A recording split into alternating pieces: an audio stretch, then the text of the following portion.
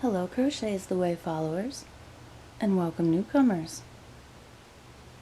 I have something exciting to share with you in this video. If you are a beginner and you're looking for how to make a granny square, this is not going to be it for you. But once you learn how to make that granny square, come back here and learn some great tips. What I have for you is an experiment that I've been working on. I am sick and tired of the way granny squares twist in the middle as you work them around. The large square that you see right now, you might be able to notice that it's not exactly perfect. There is still a little bit of a twist in the center, and on top of that, my edges, ooh, this is scary. Look at this. Look at how uneven those edges are. And that would be because I was completely distracted while I was working on this, and I'm absolutely positive that I forgot to use this method in certain places. I've been working on other squares since then, and I have absolutely no twist in them. I know this is a smaller square, so it's not exactly showing you the same thing, but if I had worked this method on the larger square all the way around, it wouldn't look that way. What I've tried to do is compensate for missing the stitches and add them farther back, and it's made my edges crazy. It's something I may have to go back and frog, or maybe I'll be able to work it out with a border, and then it'll straighten itself out when I join it together with some other squares. I'm going to grab some yarn and a hook, and when I come back, I'll show you how easy this method can be. I hope you're going to like it. See you soon.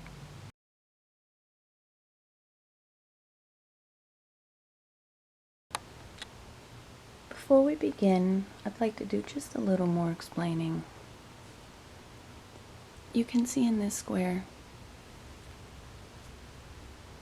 if you look closely at first, I know it's hard to tell because it's a one color square.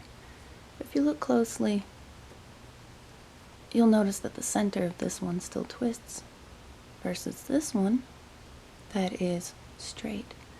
And that's because in this one I started using an extended stitch at the end of the set of granny stitches. So 2 double crochet and then an extended double crochet. And in this one, I didn't do that for the center. I thought it wouldn't matter. And I just started with 3 double crochet in each set. So although it doesn't make a big difference, it does make a difference you can notice if you compare them. So you might want to follow along with me. And I'll be making this next square similar to this one, but I think I'm going to end up frogging this one because that color right there, I'm working on a big afghan and I'm almost completely out of that color. So I think I want to frog that eventually. Try to save some more of that yarn. But I don't know. It might end up costing me yarn in the end. What should we do? Maybe just buy more yarn. We like to do that, right? Okay, as I mentioned, this is not a how-to for granny squares themselves, so I will be using a few methods that you might not be familiar with, but I'll explain as I go. I start with a magic circle, and I chain 1 before a double crochet. That stops the chain 3 gap, and it also stops the skipping a chain 2. If you make a chain 2 and skip it, it makes the chain 2 pop to the back. If you turn your work over, you'll see it. So here's right where it begins. 1, 2 double crochet, and then an extended double crochet, and I will show you that slower in just a moment. I tried this by using a triple crochet, and that is just a little bit taller than the extended double crochet and ended up being too tall. You notice it. Versus the extended double crochet blends in with the double crochet. Now, I will get closer here, and you have to pardon, I'm still getting used to this camera. So keeping things in focus and staying in the frame is all new to me. Alright, the extended double crochet is just like for a regular double crochet. Yarn over, insert the hook and pull up a loop. Yarn over and only pull through one loop. And then finish just like a double crochet. Yarn over, pull through two, and yarn over, pull through two. And the other method you might notice I'll use, I do not join with a slip stitch, and I get to start my new rounds in the middle of a corner. I'll be showing you that very soon. My circle doesn't want to tighten up correctly. I think I've twisted my yarn. Alright, there we go. To take the place of a chain one when I join in the first double crochet by using a half double crochet. I used to, for a chain one, use a single crochet, but I noticed it's just a little bit too tight. And although the half double crochet, make that stitch nice and tight if you do that, and it will blend in great. But the half double crochet, once you work into the corner space and it gets filled up a little bit, you don't notice any difference. Now for the following rounds, the first granny stitch is regular, just 3 double crochet. And the one that goes in the corner at the end of each side, or if you want to look at it as the first set that goes into a corner space, whichever you prefer. All 3 of those stitches are extended double crochet. So the first round is the only time you'll split that up and make 2 double crochet and then an extended double crochet. And all following rounds, just this one, the first one of the corner or the last one of the side, all extended double crochet. And then working around the next side, you go back to regular double crochet again. Since the triple crochet did not work out for me, I did consider reworking the entire square, and I'm not doing that now, but another time maybe I'll try it. Start the square out with a half double crochet if you don't like having to make the extended stitch, and then where I use extended stitches you could use a regular double crochet. I think that would work out, but I haven't tried it yet, so I don't want to guarantee that.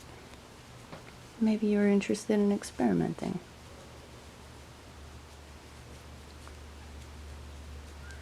So it gets a little confusing towards the beginning because you have the first round where the stitches are split up, and then the second round you go straight from a set of double crochet and into the set of extended double crochet. But the following rounds, you always just make it in the last space of the side, so it gets a little easier from there. I have one more set to make here that's going to be an extended double crochet, but my yarn is creeping up on me in a knot. So I'm going to go ahead and stop the video here. You've already seen me join rounds. You know what to do. I'm going to work a few more colors and come back, and then you can see what's going on. See you soon.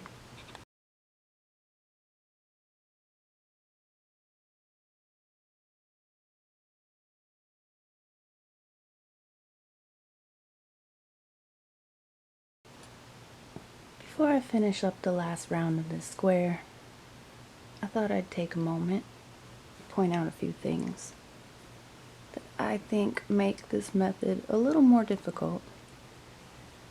One of those being the corner.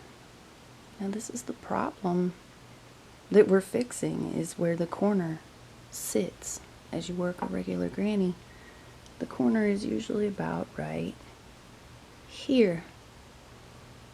So then when you work the stitches for the next side, the corner ends up being a little farther over than it should be, and that's why you get that twist. So by making the taller stitch, we've pushed the corner over just a bit.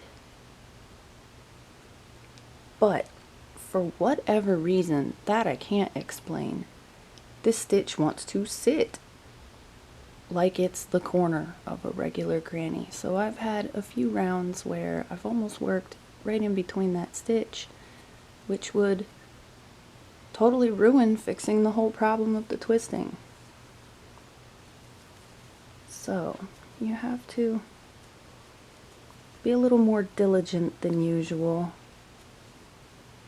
I know for more experienced crocheters, the granny square becomes something, if I have the TV on, or if I'm just paying attention to something else. Sometimes I like to stare out the window and watch the birds fly around. I don't pay attention to what I'm doing,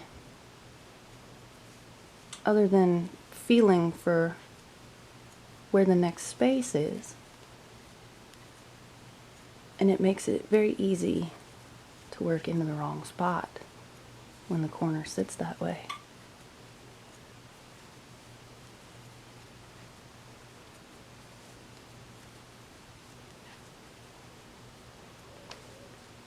So I don't know. I would love to be able to show you more of what I've done. My problem is at the time of making this, it is still a work in progress. And the Afghan is intended as a gift. And although I'm pretty confident that the recipient isn't going to watch my videos, there's always that chance that they might. So I'm trying to keep the finished project itself a secret. The last thing I want to show you is, if you've never joined with a taller stitch before, I'd like to show you how to bind that off. It's pretty easy, but in order to do it smoothly, find the bottom loop of the stitch, and if you've made that stitch tight, it's going to be a little difficult to stick your hook in there. If it's really hard, you can always just grab a smaller hook or put the yarn on a needle. Pull the tail through that stitch, and then through the ending stitch, insert the hook from the bottom up and pull the tail through. And what I usually do is bring it around some more through the stitch, back up and over, as long as that's not the last round on an edge, because that doesn't look so pretty. I just weave that tail in here as much as I can so I can work over it with the next color.